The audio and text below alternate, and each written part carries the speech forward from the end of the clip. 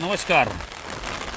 Rain water हार्वेस्टिंगबद्दल खूप ऐकलं आहे, विचार पण केला होता करायचं आहे. तर हा आपला 4 एकरचा लँड होता. ह्या लँडमध्ये आपण 2 बोरिंग मारले.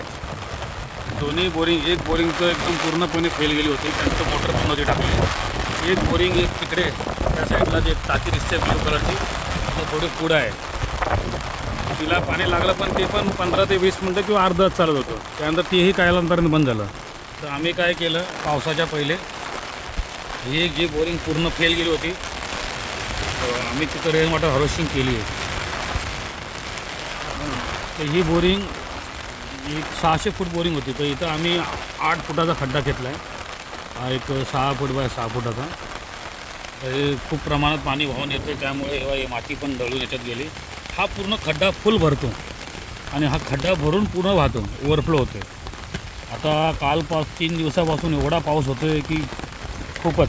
तेव्हा ही एक लाईन एवढी, तेव्हा हा प्रेशर बघा आणि हा इकडे बघा, ही एक पूर्ण अशी, म्हणजे पूर्ण क्षेत्राचं पाणी याच्यात खड्ड्यामध्ये, ह्या खड्ड्यामध्ये येते.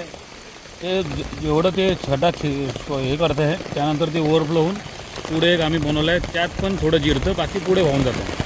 आता त्याला पर्याय नाही, पुढे वाहून जातं. तर आम्ही ह्या प्रकारचं केलं. आता ही माती जरा जमा झाली, ते आता माणसाला सांगून ती माती पूर्ण काढून घेतो बाहेर. हां, अशा प्रकारे हा एक केलेला आहे. एक पुढं अजून तुम्हाला पुढे दाखवतो. तो तर आम्ही त्यात एक 1.5 फूट खाली खड्डाच ठेवला आहे. त्यात म्हणजे खडे दगडं कमी भरलेत आम्ही त्यात. तो दाखवतो जरा, तो दूर आहे. हे पूर्ण ह्या पूर्ण क्षेत्राचं पाणी हे आम्ही चरी मारून अशी तर हे करून आडून डायरेक्ट त्यात पोचवलं. तिथून सेम घराजवळ एक चरी मारली अशी, तिथे एक चरी मारून ते पाणी आडून तिथं 2 साईडला आम्ही केले. म्हणजे या पूर्ण क्षेत्रात पाणी फुल भरलं आहे. तेव्हा पाण्यातच चालतं आहे, फुल पाणी भरलेलं आहे. पुढे एक चरी मारली, म्हणजे नियोजन व्यवस्थित केले. पूर्ण परवाचा पूर्ण दिवस आमचा यात गेला. माणसं घडी लावून हे बघा पाणी पूर्ण पाणी भरलेलं आहे. आम्ही इथं चरी का नाही मारली, का इथं पाणी थोडं शुद्ध होऊन, म्हणजे सगळे पसरून बिसरून तिकडे जाईल म्हणून इथं चरी नाही मारली. पण समोर एक चरी मारली.